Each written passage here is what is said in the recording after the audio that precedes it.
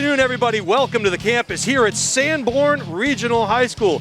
Jason Roby coming at you with the highlight guy, Deb Cody, as well as Nashua ETV. Joined by Bishop Guertin head man Brad Craik. And Coach Craik, first of all, I want to congratulate you on a great semifinal victory over Londonderry just a few nights ago. This, however, a completely different animal, a Bedford High School team that really had their way with you in the first meeting earlier in the season. You guys come back from all the way down, 21 points to post a huge win. Coach, how is that game all that time ago different from what we're going to see out here today? I think it's entirely different. You know, they're a very different team. They have a full season under their belt now that, you know, that I know's made them a better team, and I know that we're a better team. Same kids, same system, same scheme, but I think you'll see a really competitive basketball game today. You know, and probably a better game than it was. It was exciting 2 months ago, but, you know, lots of mistakes on both sides, and I think a lot of that has gotten cleaned up, and looking forward to a great game today. They have one of the front runners for Player of the Year in Isabella King, and certainly they have a big presence on the inside as well, some young ladies that did some damage against you in that first meeting. What does Bishop Guertin have to do in the half court in order to kind of stay in this one early on? Yeah, I think we have to do what we do. You know, you know, we're going to defend like we always try to defend. I think the big thing for us is just to try to make everything they do offensively hard. You know, get great ball pressure, get up into passing lanes, do a really good job down in the post. You know, we're not going to. You know, we've seen teams try to double and triple team the post and stuff. We're not going to do that to start. And I think that, you know, we've gotten here for a reason, and we're not going to significantly change what we do today. Coach, you mentioned not changing what you do. In that first meeting, there was some foul trouble. You guys got into Stack and McDonald got into some early foul trouble, which kind of sent them to the bench. Has there been a message delivered to those ladies today about maybe playing a little bit differently, not getting the cheap ones? Yeah, again, I think, you know, everyone's going to foul. You know, it's part of the game. You know, the most important thing for us, as you say, I think you put your finger right on it, is let's not get the ticky-tack ones. And if we can stay out of foul trouble early, stay in our rotations and so forth, you know, we feel good about things, and I think it's going to be a great game. You mentioned, Coach, that the ticky-tack ones, obviously 3 referees on the floor for the finals as well as the semifinals, makes a little bit of a different feel for the game. Some things are seen that might not be seen in the early going. Is that a factor? I don't think so. I mean, it's a little different with 3 refs. There's no question about that. But you know, these are 3 very experienced refs. They've been in these situations before. You know, they know what they're doing. And this game's not going to be about the referees. This game's going to be about the players, which is exactly what it's supposed to be. We talked about King and McCarthy, the 6'2" center that Bedford has. They accounted for 42 points of Bedford's output the first time you faced them. Any special plans for them, or as you said, going to be business as usual for you guys? Well, you know, it's business as usual, but we certainly have prepared for those too. You know, couple little things that we'll try to emphasize, but again, you won't see us early in the game, you know, radically change, you know, what we do. I think we just got to be sound defensively, and as I said before, try to make everything very difficult for them. You know, every possession in and possession out. Coach, one of the last questions I have for you, and we have stressed this, you and I have talked many times throughout the course of this year, the keys for victory have always been for Bishop Guertin to get out and run transition offense and then get back on defense. Meanwhile, Bedford High School, more of a half-court offensive mindset. You mentioned that you have to crash the boards and not give them second opportunities when they miss that initial shot, talking about Bedford offensively. Does that hinder you in any way from your run-and-gun mentality, having extra people back clearing the glass? No, and it won't really be about us having extra people back. It'll really just be more about us being very conscious of the fact that we can't ball watch. And when the ball goes up, you know, the first thing we've got to do is go find a body. You know, possess the ball and then get out in transition and see if we can run a little bit more and then run a little bit more after that. And, you know, hopefully, obviously over a 4-quarter period of time, you know, our depth and our style, you know, plays in our favor. But, you know, it's what makes great games, you know, two contrasting styles. And, you know, the thing about the Bedford kids, you know, people think, well, they're long and so forth. They're going to play in the half court. They get out in transition great as well. Yeah, they do. They can run a little bit. They're sneaky quick down the floor. So, you know, it's just going to be a great basketball game, and I think it's the two best teams, standing here, and whoever plays the best is going to win a game today. Coach, last one from me. At halftime, I always ask you, what are the points of emphasis that you're going to bring back to the ladies at halftime? Make those adjustments. You're going to be with the girls at halftime today, so I'll ask you this. What's the message heading into this one, to the words of encouragement that you're going to give to your Lady Cardinals as they prepare to tip off for really a lot of these girls' first action in a championship game? Yeah, I think, one is probably the most important thing. I don't think it's so much about X's and O's at this point. It's about the fact that these guys have worked their tails off. They've prepared themselves all year long, and it's now their time. Right. And they just need to go out there and play the game that they love, put their best foot forward, and we'll see what happens. I think the less they think about things and the more free they play, the better off they'll be. Great, Coach. Well, hopefully we get a chance to speak with you post-game. We'll be down on the floor somewhere down there with a microphone, and hopefully it's under the circumstances we'd like to see it under. But I want to thank you, congratulate you on a great regular season and a good postseason up to this point. Got the clash of the Titans out here today. Best of luck, Coach Craik, as he and the Lady Cardinals hope to bring the state title back to Nashua at the end of this one. Congrats, Thanks. Coach, and good luck. Thanks very much. We'll see you after the game. He is Brad Craik, the head man of the Lady Cardinals at Bishop Guertin High School. The boys took care of their business last night at Oyster River High School, defeating Winnicott in a defensive-minded game. We'll see if the Lady Cards can hold up their end of the bargain. Clash of the Titans, they're taking on a two-loss Bedford team, a different team than what they saw at the beginning of the year. This is definitely going to be a good one. You're going to want to see this one. And for those of you watching at home, you'll be seeing this on a 3-day delay, right? We are not live. So do me a favor. By the time you watch this, you'll know what the outcome is. Don't tell me. I want to watch it for myself. We'll be back right after this. This NHIAA Division I Girls Basketball Championship game is brought to you by Nashua ETV, where education hits home in Nashua, and by Steve and Deb Cody, the highlight guy on YouTube, providing highlight reels for your student athlete. Good afternoon, everybody. Welcome to the campus here at Sanborn Regional High School, where we have Division I Girls Basketball Championship action ready for you today. Jason Roby, along with Tom King. The highlight guy is here, Deb Cody. Nashua ETV and our executive producer, Pete Johnson, is in the house. We got quite a treat for you today, Tom. We have the Clash of the Titans, a Bedford and Bishop Guertin girls basketball teams with only 2 losses between them. But we're going to go back to that original game we saw a couple of months ago where Bedford, for all intents and purposes, had the game sewn up. Bishop Guertin comes storming back and upsets them on their own home floor. Well, in that first half, Guertin's 2 maybe best defenders, Megan Stack and Kayla McDonald, were on the bench with foul trouble. Brad Craik has this rule that if you get 2 fouls in a half, you're sitting for the rest of the half, no matter when it is. So, and that's a smart rule to have, so to save your players for the second half. Bedford made hay inside with Stack out of the game and McDonald out of the game, and then all of a sudden, with them coming back into the game, it made all the difference in the world. Guertin did it on defense as McCarthy, the freshman, and Isabella King, where King kind of carried the second half a little bit for Bedford, if I remember. But the key for Guertin in that game, Jason, down the stretch, they had to win it down the stretch. And you know what? When you come back, you get a little tired. They didn't. And they were at the foul line, and they hit their free throws, and that really stung Bedford in the fourth quarter. You mentioned McCarthy and potentially the player of the year in the state, Isabella King, for Bedford. They accounted for 42 of Bedford's 64 points in that one. One of the factors, Tom, that we'll have to keep a close eye on, and you mentioned when McDonald and Stack went out in foul trouble, really had to go into that bench.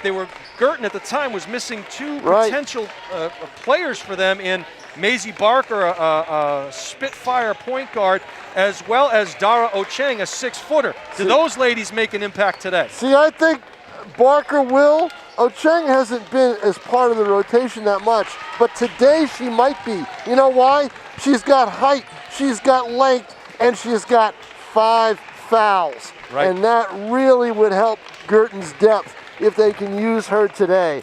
So, it's all about matchups, Jason, in terms of the teams you play and what happens. But if she comes off the bench, that means that Guertin is going to look to defend in the low post. They really will have to try to make sure that King and McCarthy don't beat them, unless they take the adage, okay, we'll let them get their points and we'll have to shut the others down, because I think those two can almost beat them by themselves. Bishop Guertin, we mentioned, Tom, that good success from the foul line in that first one. They were 29 out of 33 from the charity stripe, and a big factor there was Olivia Murray going 9 for 11 in the second half, 7 of 7 in the fourth quarter. If it becomes a game of free throws, you have to like Guertin's chances. Yeah, you do, but you know what? That gave us a glimpse as to what we saw in Murray. Murray has had an outstanding tournament. She had 18 the other night. I think she has had double figures in just about every tournament game. She's played really well. She's, in my mind, their best non-low post offensive player. And I think that Murray, if she has a good game, that's going to bode well for Guertin. But the key for them will be, what does Stack do? This is Stack's time. She's a sophomore. Brad Creek thinks she has unlimited potential. If she can have a good, solid 4 quarters for Guertin today, that would be a real boost for the Cardinals, and they would probably win the game. It's going to be a game of contrasting styles. You're going to have the half-court offense of Bedford against the run-and-gun style of Bishop Guertin. It should be a good one here from the campus of Sanborn High School. We want to mention to everybody that you'll be watching this on Nashua ETV and the Highlight Guy 3 days after the fact, because we do not have the rights to telecast live. So you will already know the results of this one, Tom. I already told the fans, if they know how it ends, don't tell us. We want to watch it and see what happens. Yep, exactly. All right, we're getting ready to introduce the starting lineups for both of these teams. Tom King is going to go down and get some photographs. I'll take you all the way to just a little bit inside the second quarter. We'll meet the starters for both of these teams. Bishop Guertin comes in undefeated on the year, while Bedford is a 2-loss team. They lost to this Bishop Guertin Cardinal team 69-64, and also to Manchester Central, which was quite the surprise, as they lost 38-43. So we attribute that to some of the injuries, but this is a Bedford team that is firing on all cylinders right now. And for Bishop Guertin to have some success in this one, they are going to have to hit the outside shot today. Everything inside is going to be contested.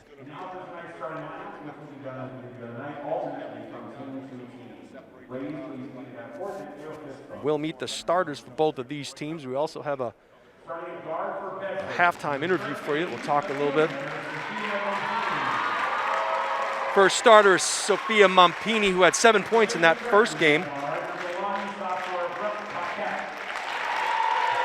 Her counterpart will be Brooke Paquette, who had 15 points in the first meeting, starting point guard for BG.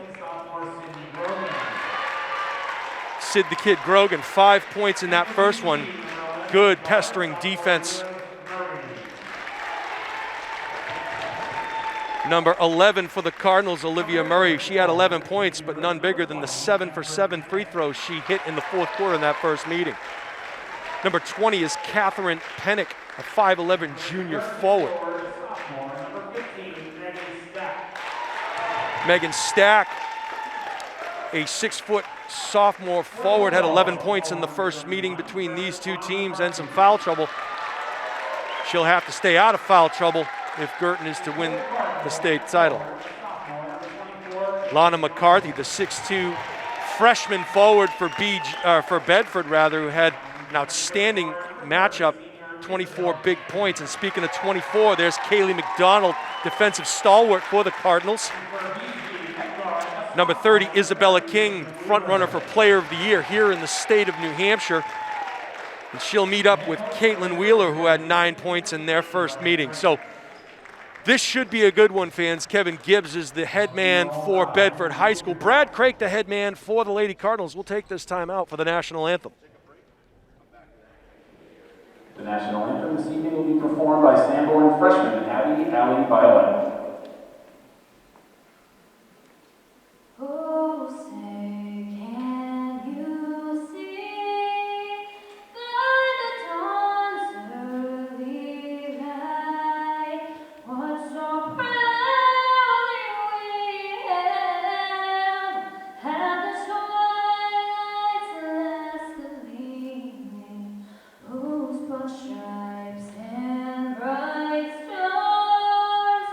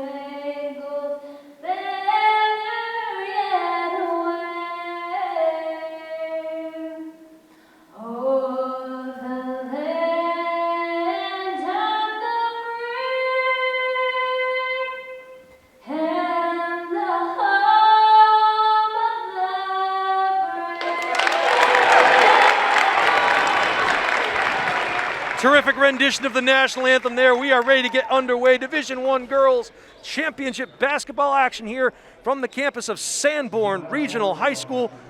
Jason Roby here calling the action, and we'll be joined by Bob Dawson, the athletic director at Sanborn, at halftime, and kind of find out how this particular venue came into being. We'll talk about the court dimensions and the flood that they had here a little while ago. They had to repair the floor. But everything is dry now, and we are ready to go here. This should be a good one. Want to thank our executive producer, Pete Johnson, for bringing some Clem's Bakery donuts over to us. We'll try to stay away from those. Hopefully this doesn't go into overtime. Bedford will inbound the ball. These two teams, no strangers to one another. They have faced off in a few state championship tilts. BG has come away the victor each time. Last year, the season was cut short because of COVID. Co-champions were named. Runner in the lane, getting her own rebound there was Grogan, dished it back out. King couldn't get it to go. That ball will go out of bounds off of Grogan. Guertin will keep possession. Murray to inbound for the Cardinals. Into the backcourt for Paquette. She'll work at half court, looking for the pick on ball. Instead, we'll hand it off to Murray. Murray whips it around. McDonald gets it back to Wheeler. Wheeler back to Murray. Murray dribble drive, penetrate. Runner, floater in the lane, can't go. And there with the big rebound was Lana McCarthy. She gets the ball off. 0-0 here in the early going. Ball goes through the hands of Mumpini. She gets it back over to Grogan. She'll direct traffic at the top, guarded closely there by Paquette. Back to Mumpini. Mumpini gets the pick on ball. Rolls to the right. She'll fire from the elbow, hard off the glass. Paquette with the rebound will clear it for the Cardinals. Back the other way comes Wheeler and the Cards, and a great dish there. Couldn't finish it was McDonald. Rebound goes to King. So a couple of good looks for Bedford, a couple of fast break chances for the Cardinals. Neither team can put it away. 6:41 to go here, 0-0. Grogan loses her dribble. Out into the corner, and a nice job there, a good look, but the top of the basket is on. And a nice lead pass there, stepping in was Mumpini, knocking it away.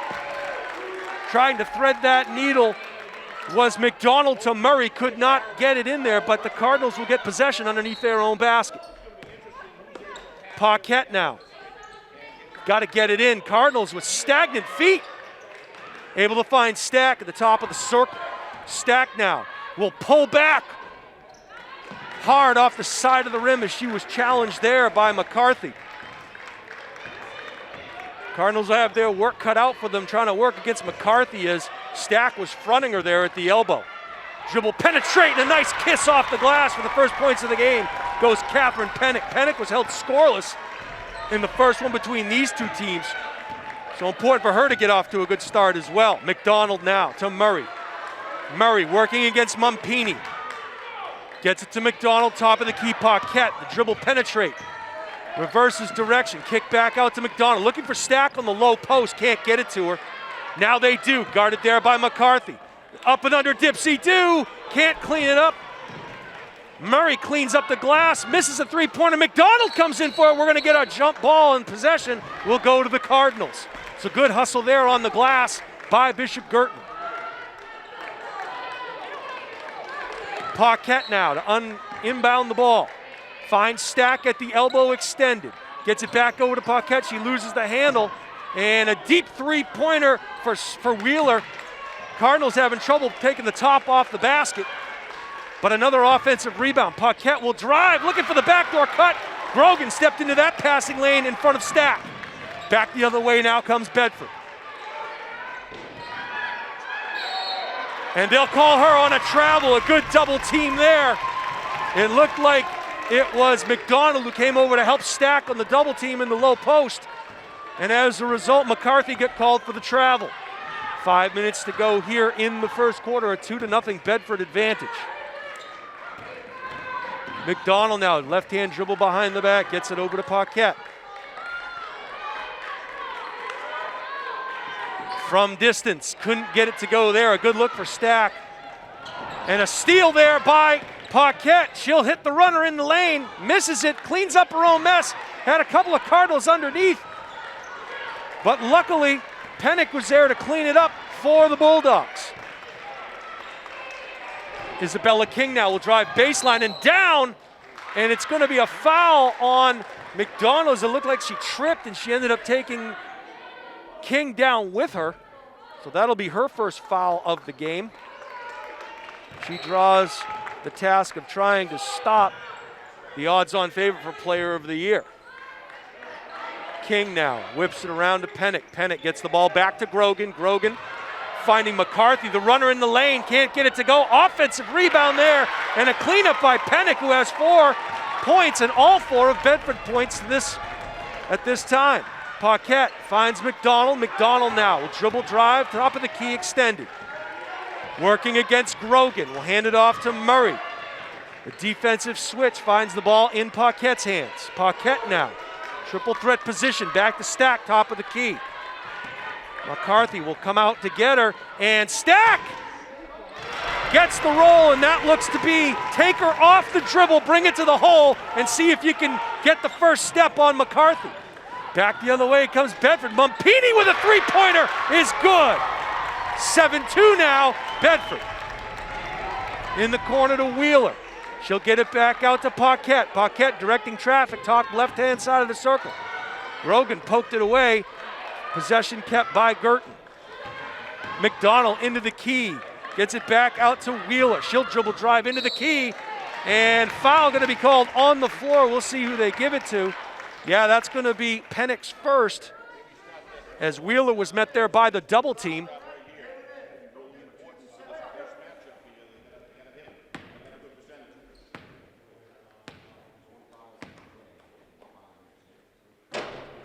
Wheeler can't get the first to go. She'll try for the second. First substitute in is Maisie Barker. She'll give Murray a break. Barker, all kinds of energy off the bench, won't lose much there. Wheeler gets the second, 1 of 2 from the line. Guertin will also substitute in now Maddie Bowen. Bowen will give, looks like, Wheeler a break. Guertin now trying the half court, or the full court trap rather. They reverse it, which is what you need to do against the press. They quickly fall back on defense. Grogan, top of the key now. Able to find Pennick, who tried dishing it underneath, and McDonald again helping on that double team on McCarthy. Paquette will dribble drive. Double team there, the backdoor cut. They were looking for Stack. They found her, a nice pass, and all kinds of bodies on the floor, some pushes going on. They're gonna call possession of Bedford. It looks like they're gonna let them play in the early going here. Let the bodies hit the floor. Loose balls everywhere. Guertin will extend the full court pressure. Here comes the trap. They get it to Mumpini, back to Grogan. They reverse it to Pennick. Pennick, and the ball was stolen. Maddie Bowen stepped in front of that pass that was intended for McCarthy. Barker now finding Paquette. Paquette on the paint, gets it into Stack, and she cleans it up. And a good look there, and a nice job as Stack, and a steal. Paquette now the other way, into the lane. The floater, couldn't get it to go. Pennick will clean it up. Back the other way come the Bulldogs. Grogan now. Crossover dribble, guarded closely by Barker, and McDonald stepping in that passing lane. And you can sense the temperature starting to rise in this one just a little bit as Murray will check back in, and getting her first action for Bedford is Emma Kezianski. She'll give Pennick a break. Mumpini gets the ball into Grogan. Forced to her left, and they high-low, and it was a good double team again as McDonald stepped out to help. No travel called there, but they're gonna get it on the other end, so both of these teams playing like their hair's on fire. There is no tomorrow. Winner gets the state championship crown. Back underneath, and the reverse layup there by Stack. She couldn't get it to go. Fights for her own miss. Goes off the foot of a Bulldog. Barker in the paint. Can't get it to go. And Stack is going to get called for an over the back, I believe. No, they're going to say the foul. Interesting call there. I think that call was on McCarthy. Can't be sure. And that ball's going to go off of Stack's leg and out of bounds. So the game plan here, get Stack open up top and let her take it off the dribble against McCarthy. She has a faster first step. There's the trap in the corner. That ball's going to be stolen by the Cardinals. Paquette comes back the other way. She's not shy. She'll front rim it, though, from distance. Grogan finds Mumpini working against Bowen. And the dish underneath, and a pretty play there is a nice pass and finish by Emma Kezianski. Barker now trying to get fancy, has that ball stolen. Mumpini doesn't have the numbers. No call there on McDonald. They let him play. Mumpini will go the other way for 2. 11-5 now, Bedford. Cardinals working in the half court. Barker, right side. She'll fire from distance. Side irons the three-pointer. 46 seconds to go here. Mumpini working against Murray. Got the ball back out to King. King now. Dribble penetrate in the lane. Pretty kiss off the glass for Isabella King. 13-5 now, Bedford. Stack will fire and make the pretty jump shot from the left elbow extended.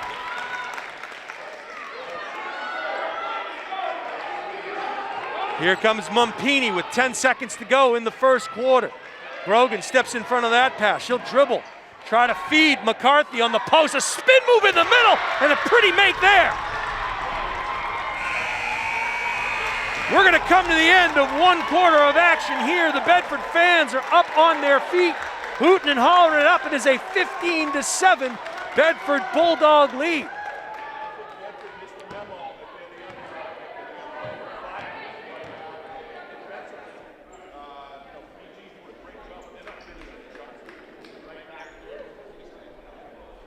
What a lot of people don't realize is that Bedford was actually out by a 28-16 lead in that first game.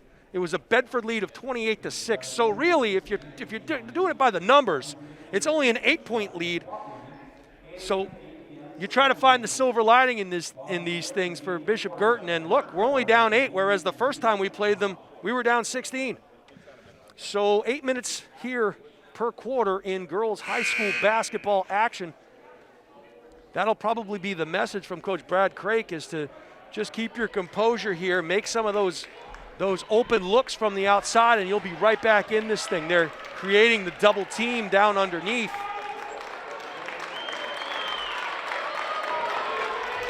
On McCarthy. So Bedford will get possession to start the second quarter. Mumpini will take it out. She's asking for help, looking for Grogan. Looks like McCarthy will step out to the half-court line. Pick away from ball into the hands of King. King working on McDonald now. Behind the back she goes, top of the circle. Denial defense there as Grogan matches up with Barker. And a nice ball fake and make there in the key, and a pretty move by number 15. And she's having a huge first quarter here. In the final off the bench is Emma Kezianski. Bowen now. She'll dribble drive, take it in, and that shot was altered by McCarthy. Stepping into the lane there was McDonald. It goes off of her hands. Bedford will get possession. A 10-point advantage for the Bulldogs.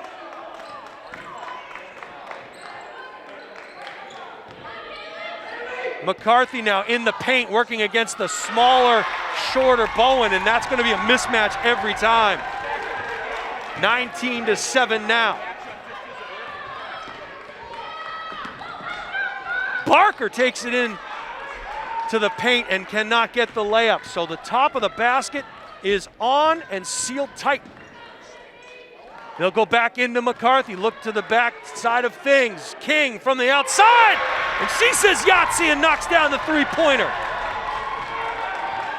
22-7 now. And it looks like we're watching a repeat of what we saw in Bedford. Well, that first quarter in Bedford, Tom, was a 16-point advantage for the Bulldogs. It still had the feeling of that because this team hadn't been like in this situation all season, except for that day. And you mentioned that the Stack come out to get her first break, and they took advantage with. Oh, sure, they go right inside. McCarthy. Now Stack's got to come in, Paquette's got to come in. The situation right now is you're off to a 3 for 19 start from the floor. 3 for 19. That's not going to help in a game like this. Some of those looks are open looks, they're too, Tom. Wide right? open looks. They're rushing their shots. The moment has seemed to have gotten to them a little bit. And as you say that, Paquette step back, hits a nice little jump shot. 22-9 now. They'll dribble right through the middle. Will Grogan loses her dribble, needs some help, finds McCarthy standing out near half court, gets it back to Grogan. The roll, and what a great job. And I'll tell you what happened, it was a pick and roll, high pick and roll, and Paquette had to switch off on McCarthy, and that was a mismatch from the get-go. See, Guertin's not able to execute that kind of offense right now. They don't have the experience to do that. Paquette, top of the circle, let one fly, side iron. A lot of those shots. Yeah, and a lot of those desperation threes from the outside. And the other thing, too, is number 11 has not gotten untracked in Murray. I said they need points from her. They're not getting that. So, I mean, she's been off with her shot. Molly Smith will check in for her first action of the game here. Grogan, skip pass across, and the Bulldogs working around, and they are on fire. Isabella King knocking one down from three-point land. They reversed the ball, Tom, and found King, who was wide open for the three. It's not unbelievable, but it is unbelievable the way Bedford is off to their start and shooting the way they are. Well, and if you look there, they're going to call that on Stack, and I said when I watched that semifinals against Londonderry, I didn't think Bishop Guertin would be able to operate inside because they had trouble with Londonderry, if you remember correctly. Exactly. If you have trouble with Londonderry's bigs, you're going to have a lot of trouble with this Bedford team. McDonald now applying the pressure to Grogan. They'll dribble it up. Finding it in the side to Emma Kezianski, who's had a monstrous first half off the bench thus far. And she'll fire from range, side iron there, but hustling for the rebound was King, couldn't get it. 5:13 to play here in the first half. A 27-9 Bedford Bulldog advantage.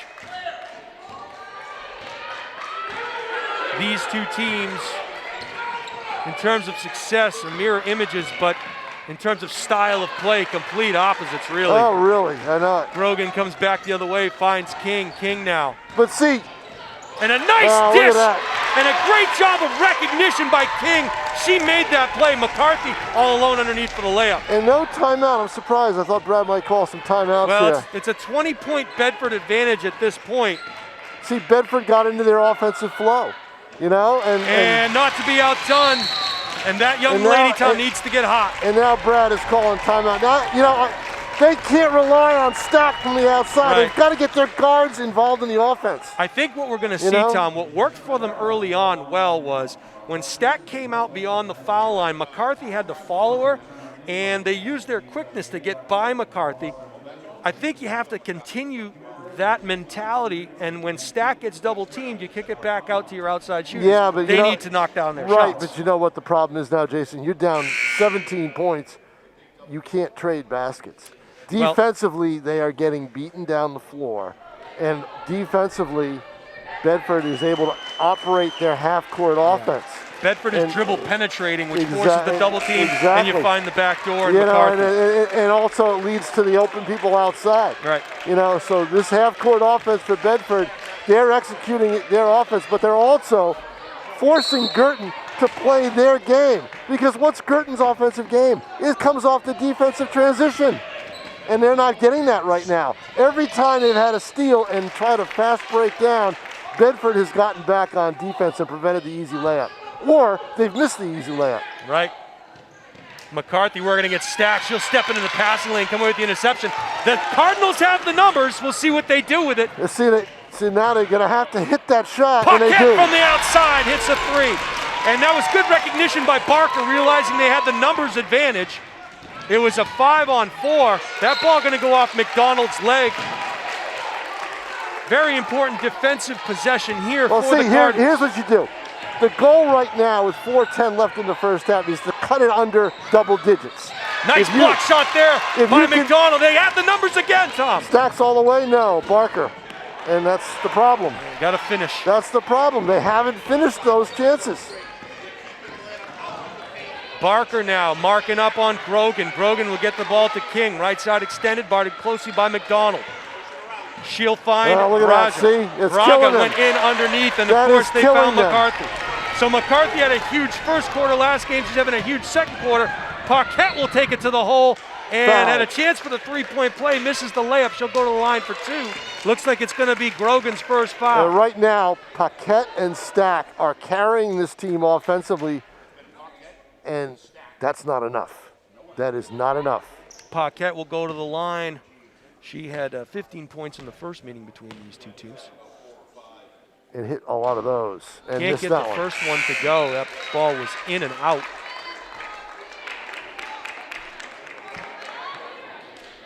This is what, I think they finally became, they're finally back to being sophomores right now. Paquette knocks down the second. The way that first quarter started, the way that they were tentative on offense. Stack steps into that passing lane. Tom King comes away with another steal. Got to convert, though. And no on the three-point play, Boy, but McDonald going to go to the line. We'll see if the foul's on, Tom. That basket has a lid. That's right. See, that's the other thing, too, is you can get those Bedford big people out of the game if you go at them. Right. And I think in the first quarter they were afraid to do that for some reason. McDonald knocks down the first. She'll get a second.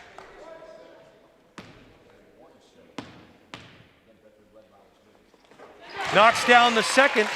So 31-18 now. Back the other way comes the Bulldogs. Christina Braga now trying to get it over to Mampini and a turnover. This is how you come back. Your defense becomes your offense. You have to do that for Guertin. They cannot match baskets with this half-court team. Paquette will bring it up the floor, the two-guard system as... I'm sure when Kevin Gibbs goes in to talk to his team at the half. Give and go, what a pretty play there, but the top on the lid. That ball's going to go off of Bedford. Yep, off of Paquette. Or Paquette, rather, excuse me, Bedford ball. The hoop's got a lid on it, but I'm getting good looks. I'm sure when Kevin Gibbs goes into it halftime, but while he tells them how well they played, he's also going to tell them, girls, we can't afford those turnovers in the second half or we'll lose. Well, it's a shooting percentage thing at this point, Tom, and the numbers don't lie. BG shooting very poorly from the field. 3 for 19 start, and I haven't kept the rest after that. And a nice look out there, in and out, and a good rebound clearing the boards is Paquette. She'll sprint. They got to push the pace against this team. And an offensive foul on Paquette. I got to be honest, I thought she would have been called for the carry before the offensive foul, but that's going to be Paquette's, I don't know if it's her first or her second. Couple of substitutes. I believe that's number 2, isn't it? It might be. Pennick checks in, as does let's Caitlin see. Wheeler. She's still in the game, so that means no. Murray checks out, so. Yeah, see, Murray, that's the thing, is Murray, 0, right? I don't think she scored in this game. No points for Murray. Right, and the that's trap huge. on the baseline. Another steal there, and it should have been a foul, and it's going to be, as that foul is going to be called on Pennick. And I'll tell you what, Tom, that could be it's either 2 or 3 on Pennick. We'll have to keep a close watch on that one because she had 4 quick points in the first quarter. 6 fouls against the Bulldogs, so 1 more. BG will be in the bonus. Only 3 team fouls for the Cardinals. Now, see, no one cutting across on that. See, did you see that? Yeah. They had the wide open spaces, no one cutting across. Stagnant feet by Guertin does him in the turnover. Back the other way comes King and the Bulldogs. They're just better at the half court. Leaning on McCarthy there is Stack. Grogan looking to feed it in, gets the pick from Mampini. She'll skip it across the Pennick baseline jumper, back iron. Good box out there by Stack. That ball's rolling the floor. Barker goes for it, and we're going to get a jump. Timeout, Bedford. And they're giving possession to No, Bedford. timeout, Bedford. They called time. Okay, timeout, Bedford. She called time, I believe. Yep, that's what they called. Yep. Smart play. So The possession arrow would have been Guertin's. 31-18 here. 2:02 to go in the first half. The key is going to be that third quarter. A 13-point Bedford advantage, an important stop needed by the Cardinals here. We're going to be joined at halftime by Sanborn Athletic Director Bob Dawson, and we're going to find out just how it came to be that we had these semifinals and finals here. Also, I know how. I can tell you how. Well, don't, Tom. That's what the halftime interview's for. Yeah, I can tell you how. Come on, man. I told you it was. Who told you it was going to be here? You told me. Right, but I don't exactly. Come on. Right, see? Yeah. See, you want people to go to the refrigerator and get food at halftime? Or Yeah. Let Bob tell you. He'll tell you. He may not tell you the real story. Let's put it that way. We'll get that from the scoop from Tom Yeah. King later. Also had the opportunity to talk to Jeff Collins, former teammate of mine at the University of New Hampshire. Yankee Conference champions back in 1991. Coach Collins, or Mr. Collins, now the head of the NHIAA. Pennick now gets the pick. McDonald guards her closely. Mumpini working against Murray. And there's the high pick and roll again, Tom. And there's a mismatch inside with Murray. Oh, look at the baseline wide open. And it's King. a really good design. King fires from the outside. Cleaning up there was McCarthy. And a great point made by Coach Craik is that, look, this is a Bedford team that's great in the half court, but they can run too. They're athletic. They can move a little bit. Yeah, but they won't. They don't have They to. don't have to right now. And they're not going to run in the second half. They let that clock tick down. 33-18. High post now. Stacks is She'll just. fire from the free throw Yeah, line. see, Back she settled iron. for that. You know what? Stack's got to drive it to Drive to the the hoop. hoop. Get McCarthy in foul trouble. That's the thing. And she has the first step, against her. She's Exactly. shown that she can drive by her. She's Right. quicker. She's got to do that. Don't settle for the easy shot. Looks like Wheeler will check back in and give Barker a break. 1:09 to go here in the first half. 33-18 Bedford advantage. Paquette working against Grogan. And they'll clear the right side. And there goes Stack in the middle. Three triple Bulldogs team. standing around her. Go She on. does the drop step, pretty move That's with what the she can right do. hand. So do it. That's what you need. And a pretty play there. 2-on-1 for Bedford. Stepping into the passing lane was Paquette. Back come the Cardinals. Paquette will take it to the hole. Little hesitation move there, Tom. Great move. And another steal, near steal on the floor goes Stack. King lucky to come away with that one. 30 seconds in the first half. Pennick will find Grogan. Grogan skip pass over to King. King working against Stack now. Got to keep Bedford off the board those last 19 Wheeler's seconds. working against McCarthy. We'll see how that pans out. They'll switch back off, and now they will Now go it's Grogan Stack. on Wheeler. And a nice look there, couldn't go. A nice box out there. Oh, no. Oh, it was a nice box out It by was, Stack. but King got the steal in the hoop. That's a dagger, that hoop. That's one that should not have happened. So we're going to go into halftime. Your score at the end of 2 quarters of play, the Bedford Bulldogs are up on the Cardinals 35-22. And in just a moment here, we will invite over Athletic Director Bob Dawson, Sanborn AD, who will be joining us on Nashua ETV / The Highlight Guy. Our executive producer is Pete Johnson. Deb Cody is on the moving pictures. And hopefully we can get Mr. Dawson over here. Well, Tom, I got to tell you, as we go into this half, the thing that scared you the most was the presence of Lana McCarthy inside. And she had 10 big points there in the second quarter as the result of some high pick and rolls and size disadvantages. But then you have to also worry about King, you know? King is cleaning up as well. All right. Joining us now here at the half, we have the athletic director of Sanborn Regional High School, Mr. Bob Dawson. Bob, want to thank you for taking some time out to join us here on Nashua ETV and the Highlight Guy. And we have to ask, Bob, one of the questions when Tom King came to us with the information that Sanborn was going to be hosting the Division I semifinals and finals. I think the question from around the state was, how did that come into being? What was the process whereby it was determined you guys would get to host this? Well, my question is, did you have to go to the orthopedic to get your arm fixed after the NHIAA twisted it? No, not at all. We it was they sent an email out, I don't know, a month or so ago, and said, we're looking for schools that want to host. And at least from my perspective, this is all about the kids and giving them an opportunity to play on a neutral site. The worry was that, we'd have a game like this being played in one of the team's home gym, and that's not what you want. You want to give the kids the prime experience they can for the tournament.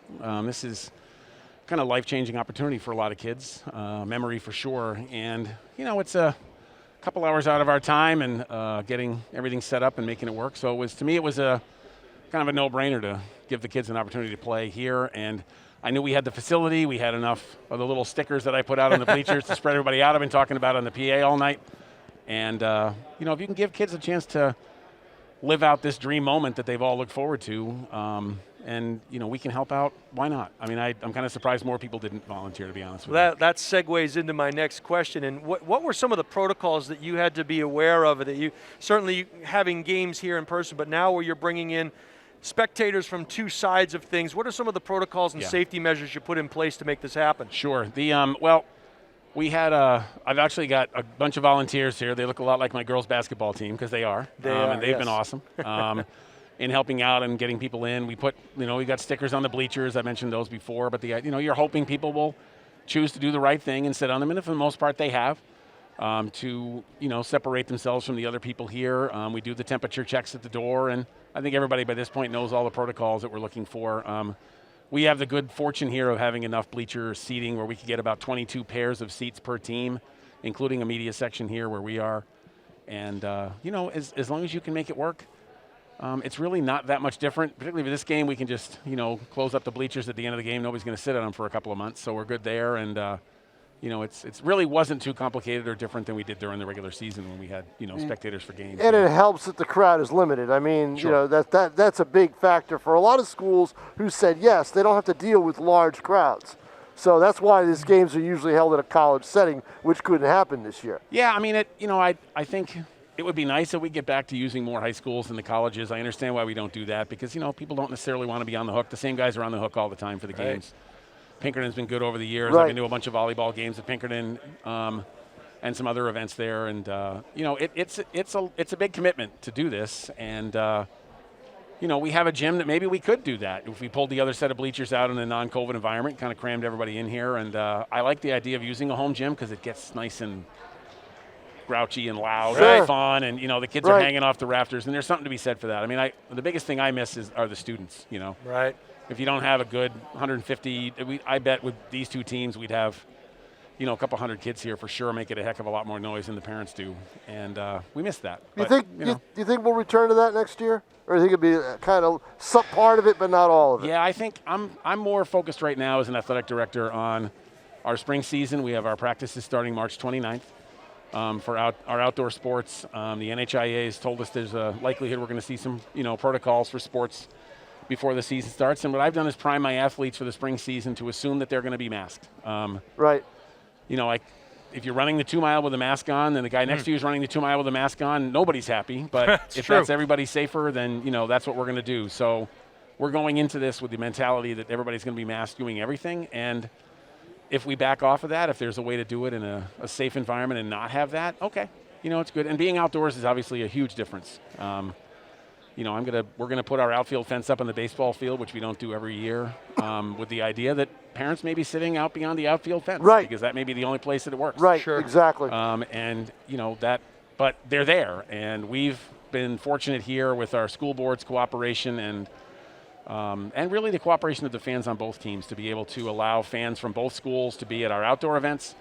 And I made the decision this year to allow the fans to be here from the seniors on the other team. Good. Because this is really their last opportunity, and I know how much it hurt the seniors last spring to not be able to play out their last games, and the parents didn't have a chance to see those concluding events for the kids in the spring sports. So being able to let them be here was something that we decided early on, and we had a good number of parents show up from the other teams to come see their kids play, and they were all incredibly thankful for that. And to me, it was just a simple thing to do. It's not a lot of extra people in the gym, and they were always great about sitting on the stickers and doing what they needed to do. So there you go. Did you have to go through the Board of Education, through I guess the hierarchy to get the okay here today? Yeah, I send an update every 2 weeks to our school board about the numbers of students across the school and the student athletes that we have that have tested positive or where we've had to do. And we have had to do some quarantining of both individual athletes and teams this year. And I give them an update, and they've been very good. When I called my superintendent, when I got the call from Jeff Collins at the NHIAA, do you want to do this? And I called my superintendent and said, this is what we want to do. He was, super cooperative about it. It's just to be technical. It's our event. Right. We're hosting it for the NHIAA, which is, kind of an important distinction. But it allows us to, play that. But they've been very good. I talked to them. I wasn't so sure that hockey was going to work this year, but the hockey kids, basically, I had a meeting with them as a team, and they said we're going to be really careful about our protocols. And I've been to a couple games that they've played, and they've been really good. That's great. So it's hard to argue with that. I was really concerned about hockey because of the benches and things like that. Did you use locker rooms in hockey, or did you have them dress outside the rooms? Yeah, it's interesting. We were at our playoff game in Nashua at Conway when we played Hollis, Brookline Dairy Field, and the kids are in the corner of the rink. Right, not in the locker room, but they're spread out and they're changing, and that, it wasn't ideal, but at the end of the day, they got to go on the ice and playing and play. Right. And we didn't win. We ended up losing to a team that lost in the finals yesterday. Yep.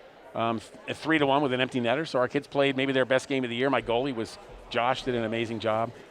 And so you just make it work. Bob, I want to get back to this gym a little bit. This is a beautiful facility, and obviously it allows you to show off, your facility and get your programs out there. I know this school probably about 15 years old, give or take. I think it's 15 years this year actually. Yep. And I had read somewhere that there was an issue with the floor. Yeah. With some flooding or something a gosh. while ago. What was that all about? Well, all we did was resurface the floor about 18 months ago over the summer. I believe it was last year. It might have been 2 years ago.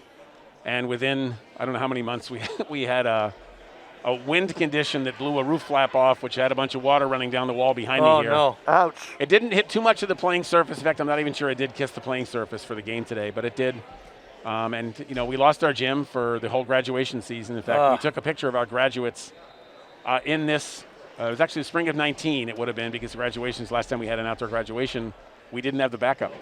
So we were all freaking out around graduation day about what we were going to do if it was raining, but it didn't. We bought a big tent we could put all the kids under and made it work. So I love going out to different high schools and seeing what kinds of things they do differently. And you have a pretty neat tradition with your freshman kids when they enter the building.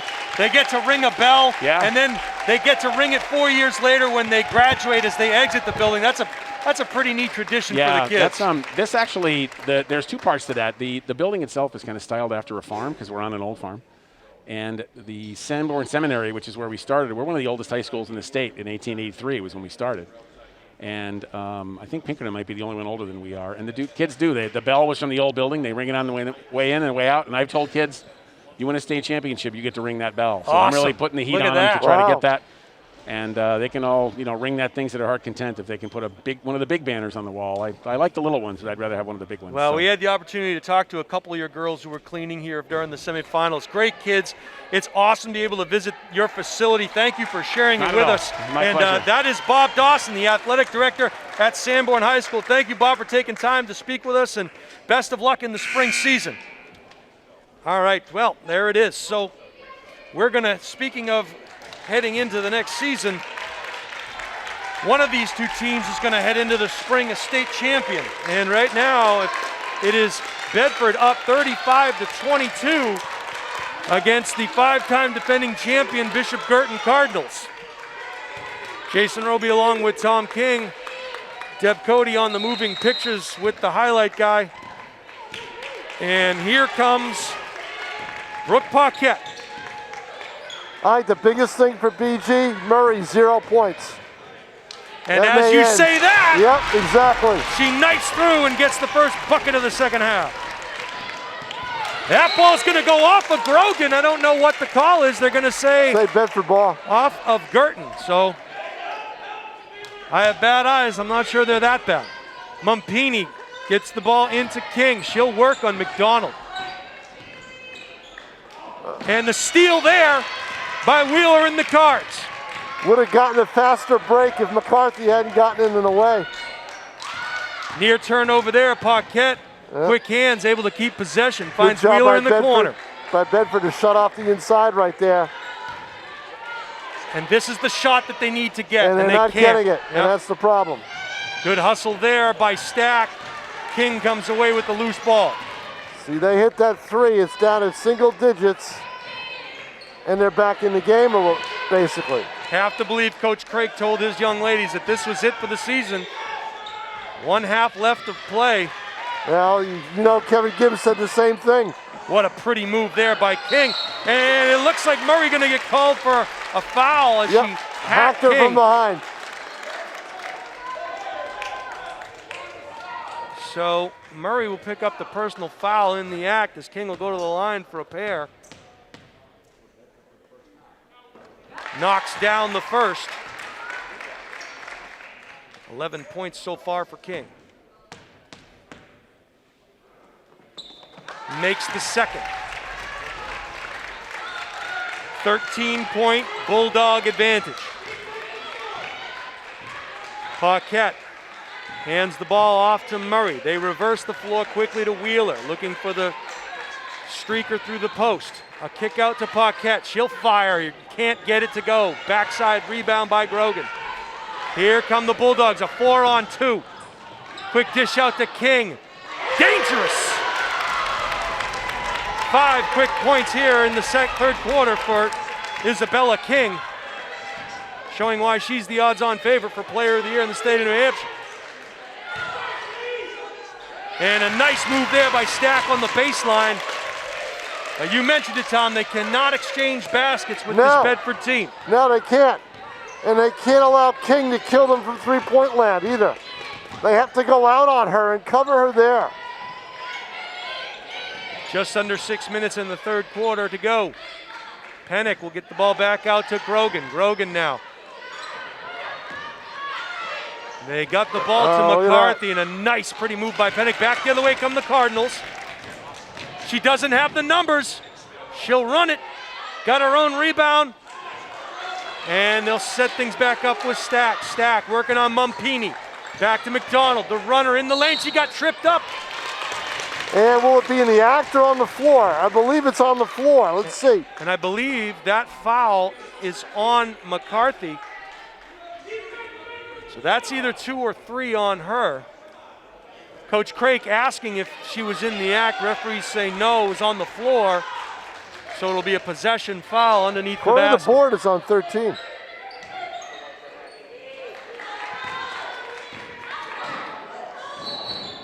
Offensive foul there by See Murray. what happens there? McCarthy and King get in the way of the lane.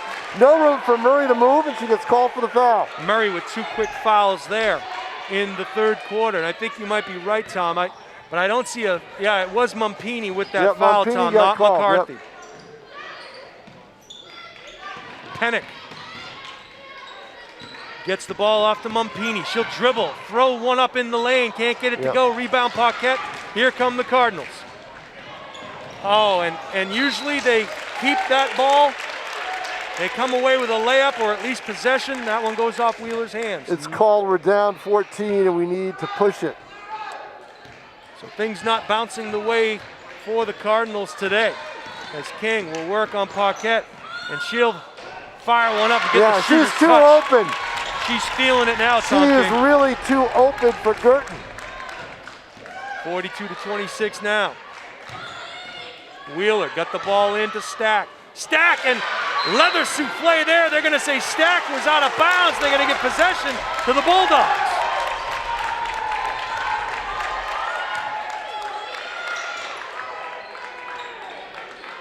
Full court pressure being applied now by the Cardinals. Mumpini will lose her dribble, find Grogan. She'll work against McDonald. Double team there. Ball's on the floor, and it takes a Bulldog roll. Mumpini finds Pennick, who's going to work in the corner against Wheeler. They'll skip it out to the hot hand. And there's the hot hand, Isabella King.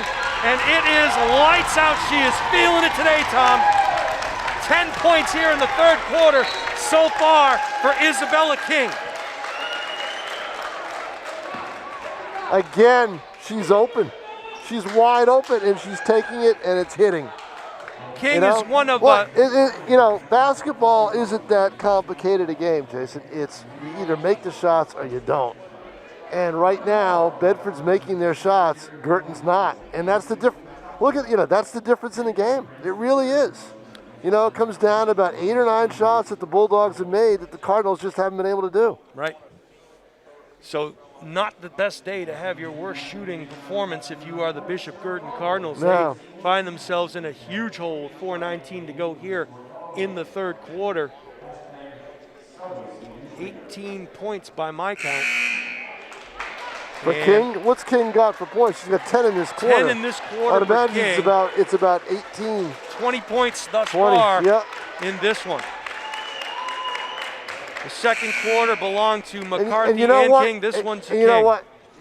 We talked all year, sophomores, seniors, everything else, and how this team is kind of that theory doesn't count for this team because they're unusual sophomores. Well, in this game, the seniors stepping up. And Bedford only has 3 of them. Right. She obviously is one of them, along right, with Karina Braga and Christina Braga. But when you have a senior like that, that's like having 5 seniors. Right.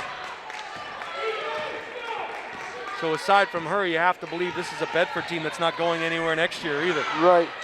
And that ball gets stolen by McCarthy, finds Pennick. She'll dribble, stop short of the 3-point line, kick it back out to King. King working on McDonald now and finds McCarthy in the low post, and they dish it out. And McCarthy went up and went over the top, grabbed a good rebound, but found herself overextended. Back the other way come the Cardinals. 3-point attempt there, and it seems like the Cards are forcing it. McDonald cleans it up underneath. 4 points for her today so far. They break the pressure relatively easily, and King comes down the right side. They're fronting McCarthy with Stack underneath. Everything at this point going through. Oh my goodness! Oh my goodness! Oh my! And Isabella King just dropped the microphone on the floor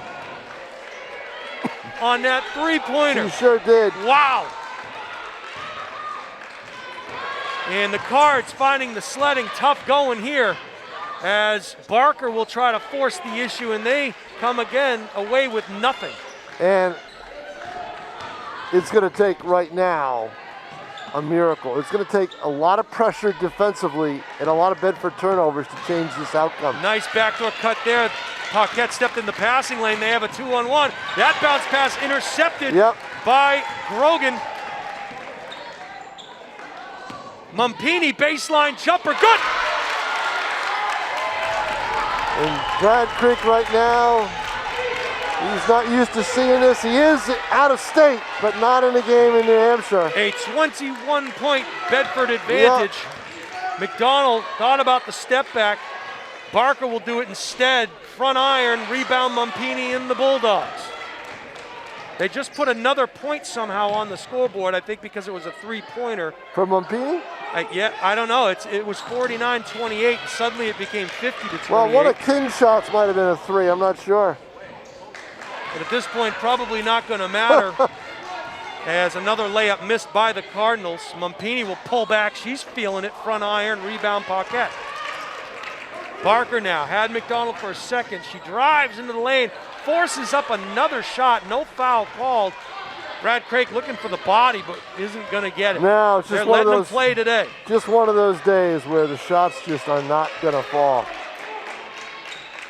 And that ball thrown to the official.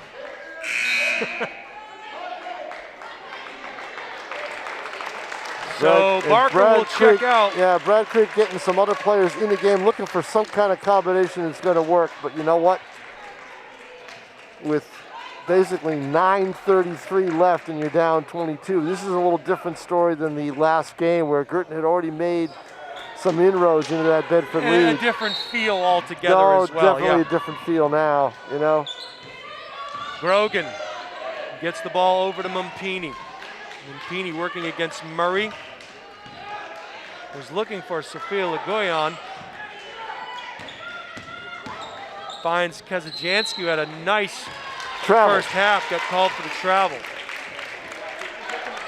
So what needs to happen here, Tom, is if you're BG, you need to come away with points on just about every possession just from here on about out. it, but you also need to stop them. You need to use your pressure to try to stop them.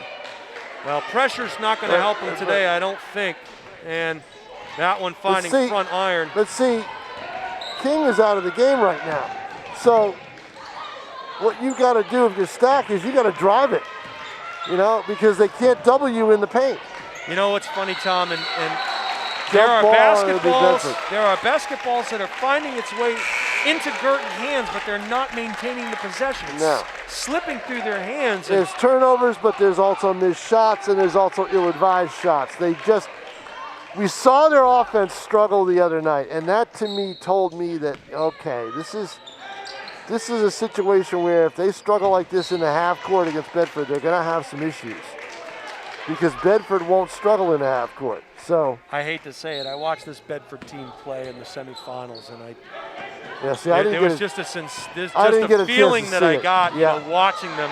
Well, I mean, I think that nice drive there by Kezianski. Excuse me, Tom. Yeah, I mean, I think that if they got another edge in this game, Kevin Gibbs was going to say, look, we blew it the last time. We're not going to blow it again. Right. And that determination is going to make a big deal. Stepping into the passing lane there was Mumpini, knocks it in the hands of There's a turnover. Yep. Murray now.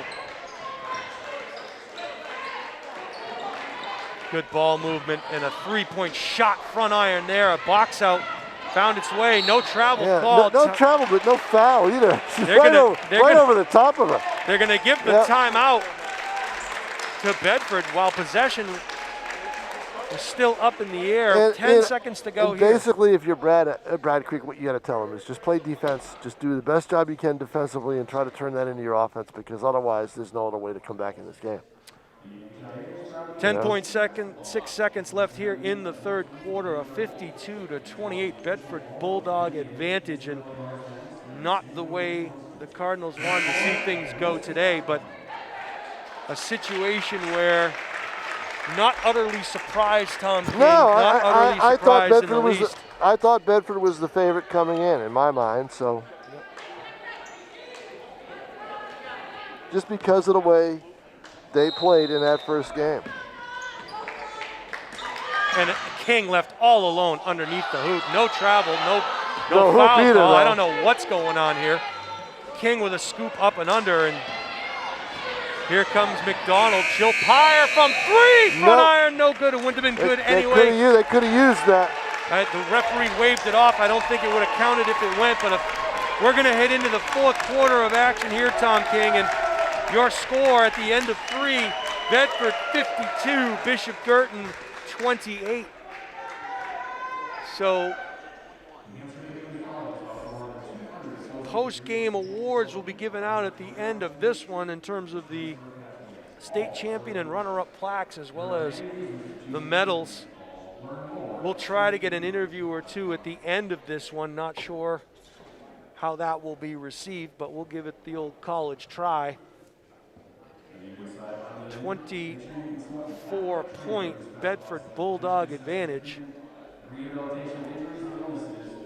And at this point, if we look at the scoring, a 13-point quarter for Isabella King, the 6'1" senior guard captain.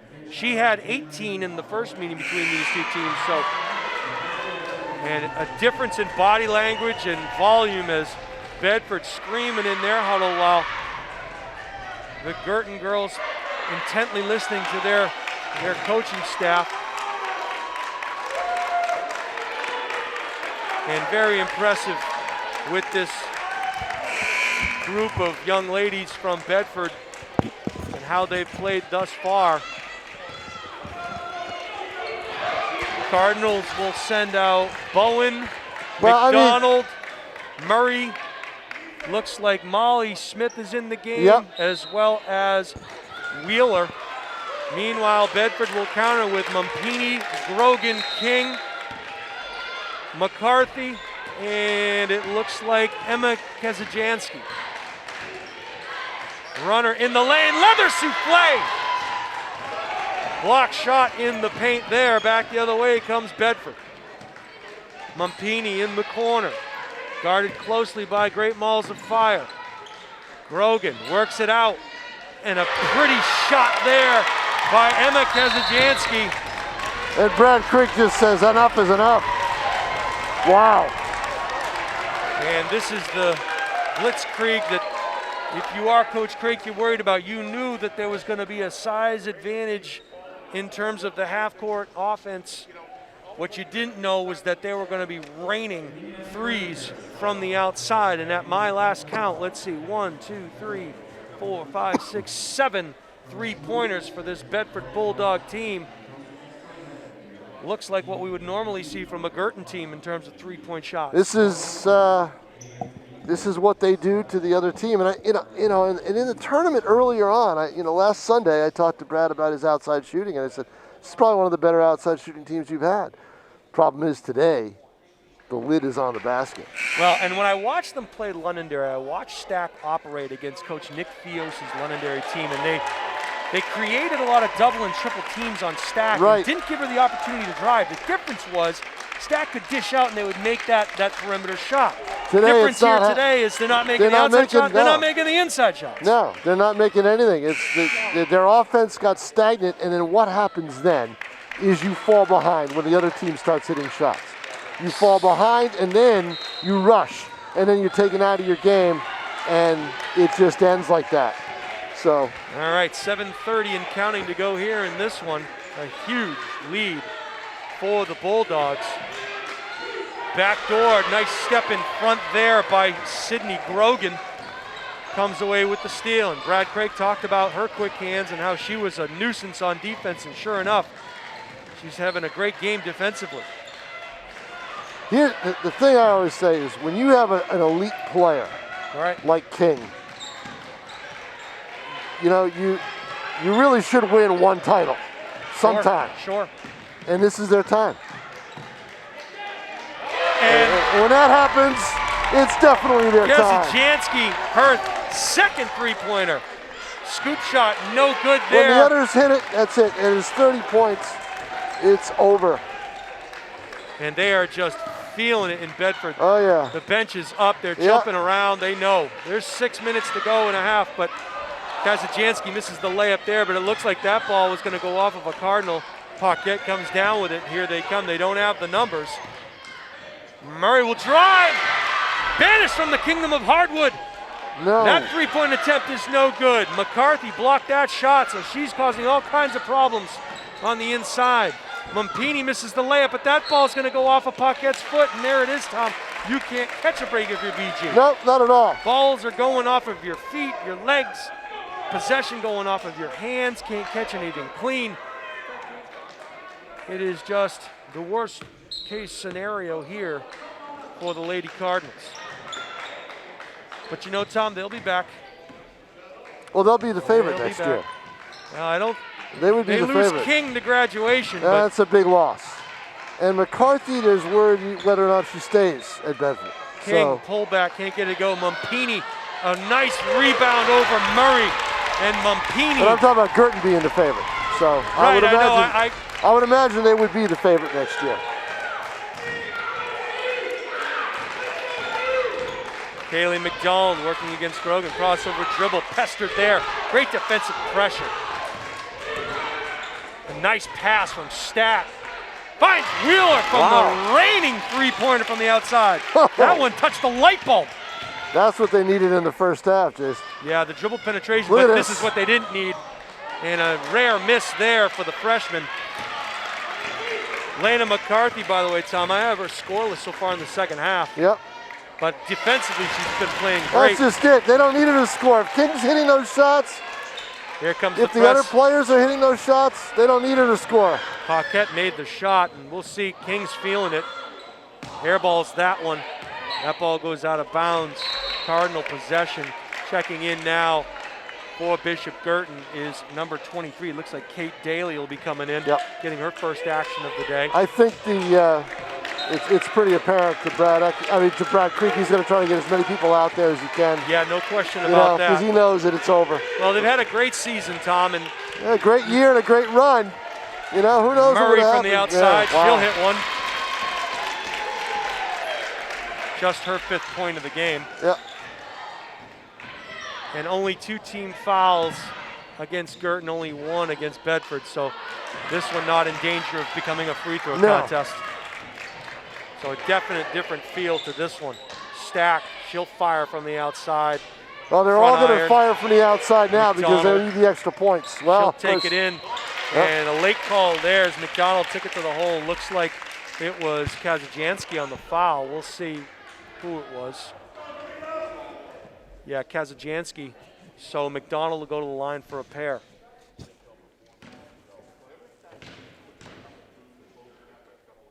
She knocks down the first.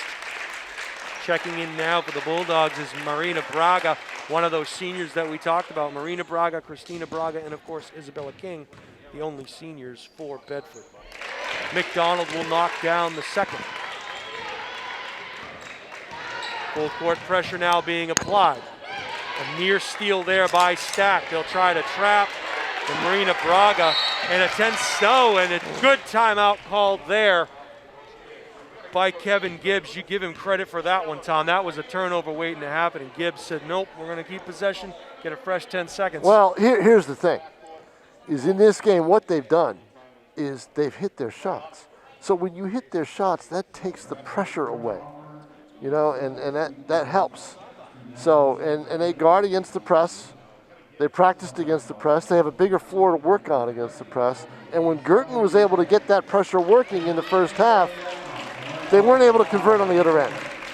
Not a lot of points in transition today for BG. And that's the way they win. And you know what? They didn't get that many points in transition the other night either. No, you mentioned that. Only 4 3-pointers for the Cardinals. 2 of them have come here in the fourth quarter. Right. And basically, it's, you know, basically the game's already decided. Right. So.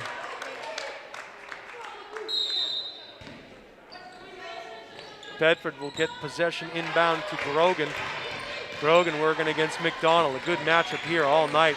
Gotta like what Grogan brings to this team. And she'll pull it back. That's about 3 steps right there. McCarthy misses the layup, gets her own rebound, puts it up and in. Didn't want to give up the assist. Well, and Stack. If McCarthy stays, Stack and McCarthy be a great matchup for the next couple of years. No question. And again, Bedford having very little trouble with the pressure. Can't get the roll there. Nice box out by Well, I think Daly. the pressure right now is kind of a little less intense than it was because of the scoreboard. And foul blocking foul. Paquette going to go to the line. Still, it looks to be just the 3rd team foul, I think, Tom, or maybe the 2nd. Nope, 3rd team foul on Bedford. So 2 free throws for Paquette.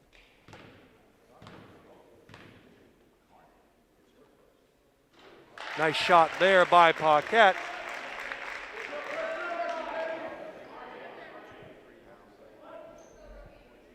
Chance to get the lead to 20. So a 20-point Bedford advantage. And a steal, and guarding against the backcourt, that's why Stack threw that, Tom. She realized she didn't know where she intercepted it. Yep, exactly. Can't blame her for that. Paquette now getting tripped up in the paint. Grogan, a nice bounce pass there. Good hands by Kezianski. Grogan back to McCarthy. McCarthy looking for help, and they'll just be content. No shot clock in the state of New Hampshire, so they'll just continue to work this ball around the perimeter and knock some time off the clock. Well done by the Bulldogs. Smart. And see that what a good play. And she's only a freshman. McCarthy made a great play dishing it out. Knows the deal. A great possession here for Bedford. They won't come away with points potentially, but they will have knocked off about a minute. This is an outstanding job by Bedford with their best players playing their best game. Foul line jumper. Did she call glass? A nice kiss shot there by Sydney Grogan. 2:15 to go here in this one. All right, Jason Roby, down on the floor I go. Tom, would you like to take one of these Clem's donuts with you? Because no, there are enough calories in this for your entire day. I'll pass. Okay, very good. Isabella King will take the ball out, and it looks like Bowen will check back in, and Megan Stack will get a some nice recognition from her teammates. 2:09 to go here. A relative foregone conclusion. Back the other way comes Bedford. Guertin will continue to be aggressive, but Bedford has just handled it well all day, and it looks like Paquette is going to get called on that one with the push. Just being ultra aggressive, trying to make something happen. Can't falter for that. Barker now in. And Olivia Murray will get some recognition from the coaches and the staff over on the Guertin sideline.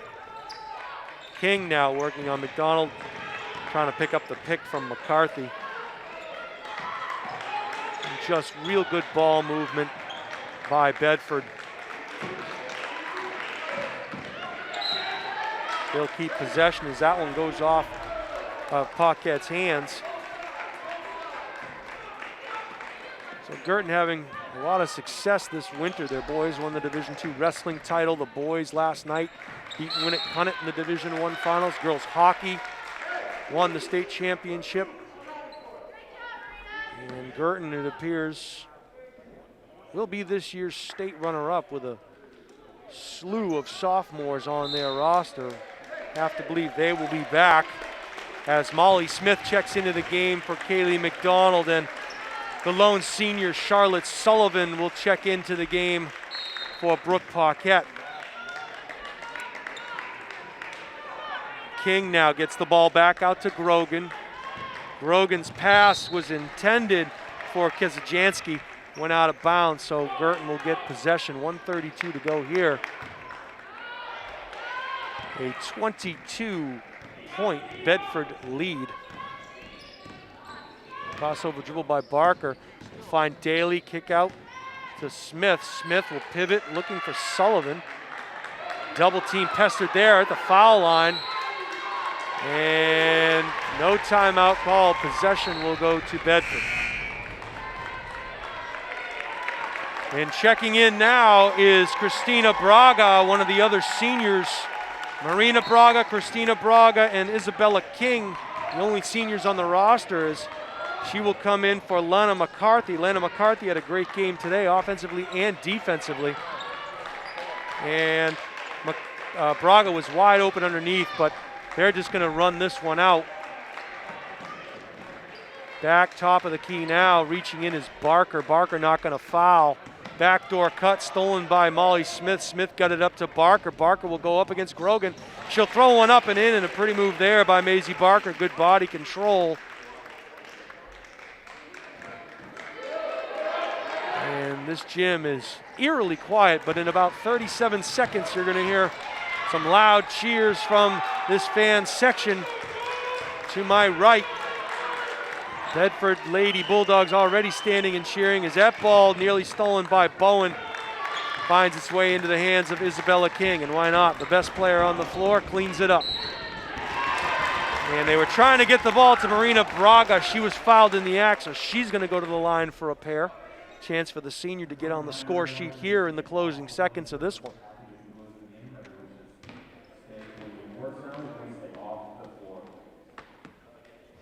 And the announcement just made there that they will try to get the awards ceremony at half court at the conclusion of this one.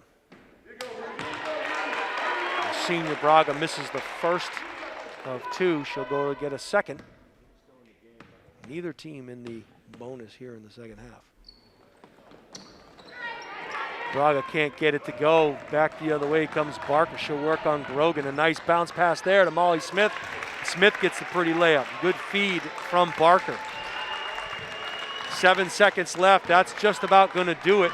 We'll see what Bedford does here at the buzzer. Can't get it to go, but that is going to do it. And the Bulldogs are your 2021 state champions as they run out onto their side of the court and celebrate. They are your state champions for the year. They defeat Bishop Guertin 64-46 here on the campus of Sanborn High School. And getting some well-deserved recognition from the parents who are in attendance here today. Meanwhile, the Bishop Guertin Cardinals, who came into today's game undefeated, will suffer their first taste of defeat on the year. They will lose senior Charlotte Sullivan to graduation, but the rest of these ladies will all be back next year, as a majority of them are sophomores. So would not be surprised if we saw these two teams in this same spot a year from today. And I think we're going to stay and do the awards ceremony. We want to make sure we get the recognition of both of these teams, as Bedford High School really firing on all cylinders today, could do no wrong. And Isabella King from the outside, Lana McCarthy on the inside, and just great defensive effort from the rest of the Bulldogs, including Sydney Grogan, who you're not going to find on the score sheet much except for a two-pointer, but just had a monstrous game defensively.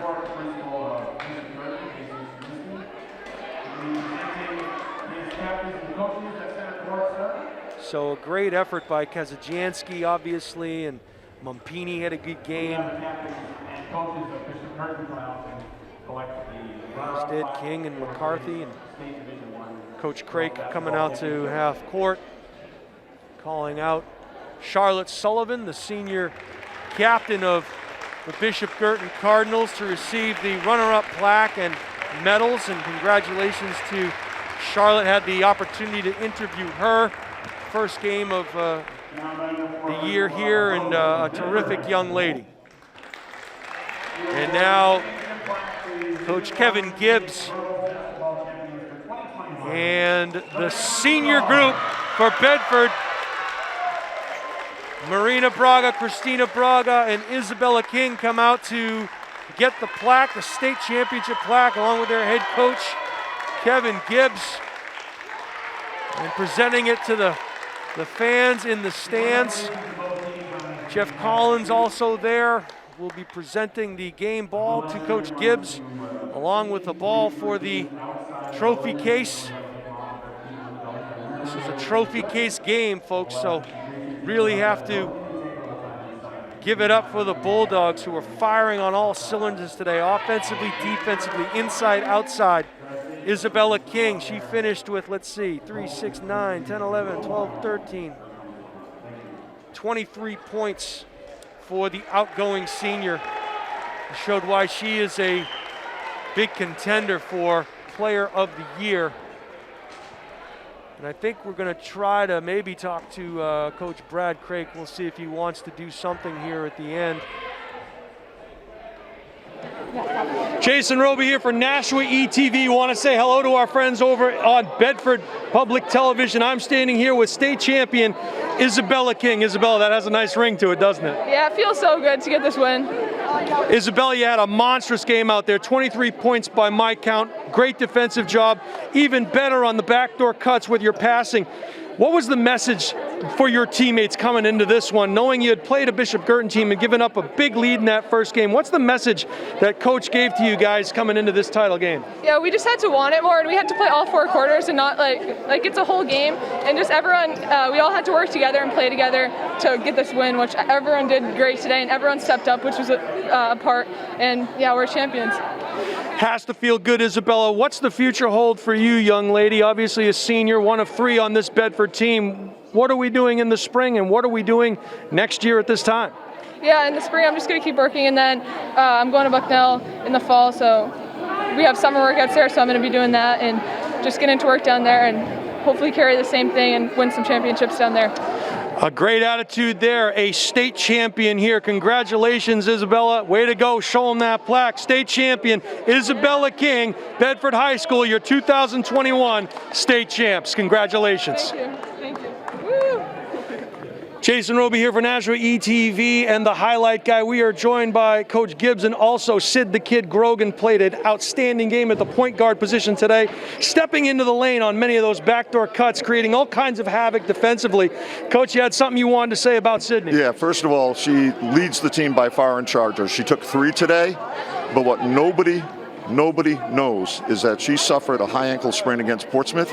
has been on crutches the last 2 days. Wow. Couldn't even put any weight on it on Thursday, and let's just say that packed into this 5 foot 3 inches is the biggest warrior and the biggest heart that I've ever had the opportunity to coach. She's a great kid, and she makes us go defensively and offensively. Well, she is all smiles underneath this mask, I can tell. And Sydney, great effort by you out there today. And clearly the game, it's not about scoring all the time. It's about defense. It's about leading the team on the steals and in the backcourt, doing a great job of breaking that press.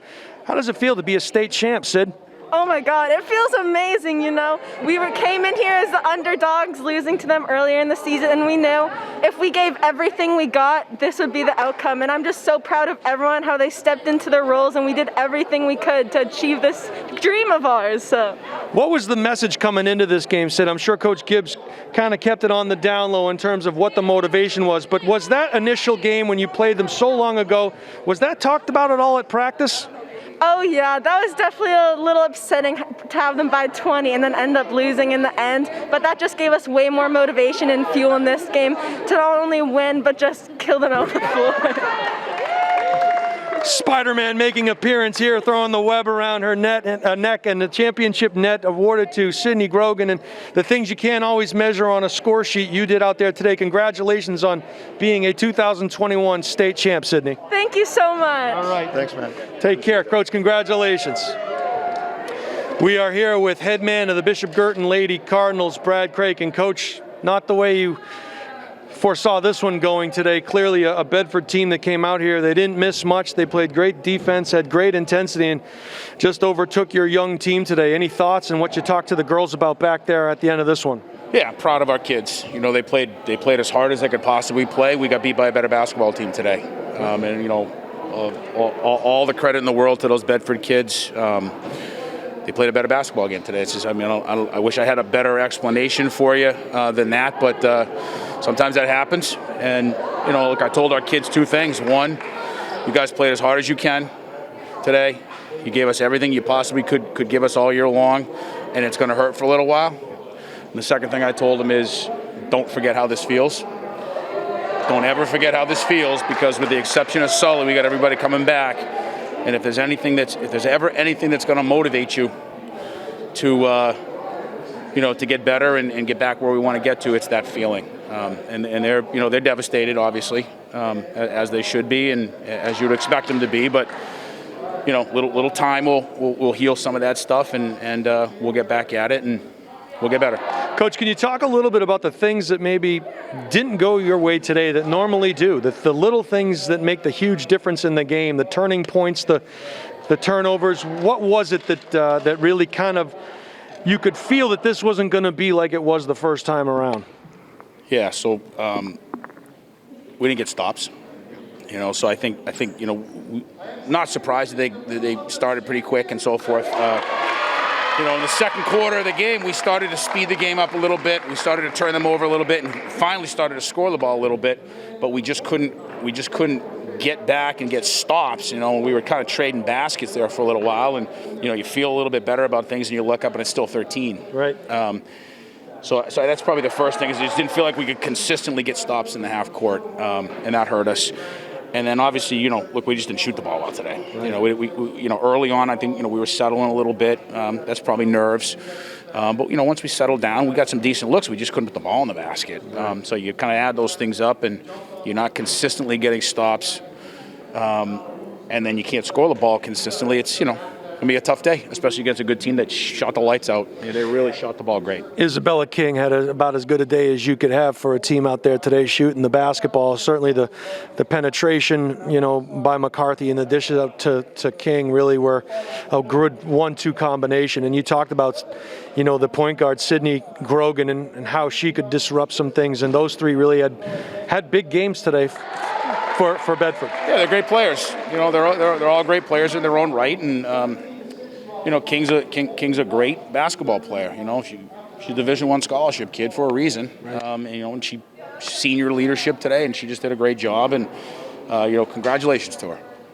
He is Brad Craik, and want to congratulate Coach Craik on an outstanding season. I know it doesn't feel like it now, but this Cardinal team will be back, fans, and these young sophomores will be a year older next year, and I'm sure if this coaching staff has anything to say about it, you'll be back in this position again a year from now. And stay healthy, be well, and we'll talk to you soon, Coach. Congratulations on a great season, buddy. Appreciate everything, guys. Thank you very much. That is Brad Craik. Well, this is the conclusion of the Division I high school girls basketball season. Certainly not the way that it wanted to end for Bishop Guertin, but on the other side of things, Bedford High School played nearly a flawless game and executed very well in the half court en route to the state title. Congratulations to the Bedford High School Bulldogs, and also congratulations to Coach Craik and his Lady Cardinals. For Nashua ETV, I'm Jason Roby signing off and saying be well, take care, and we'll see you soon.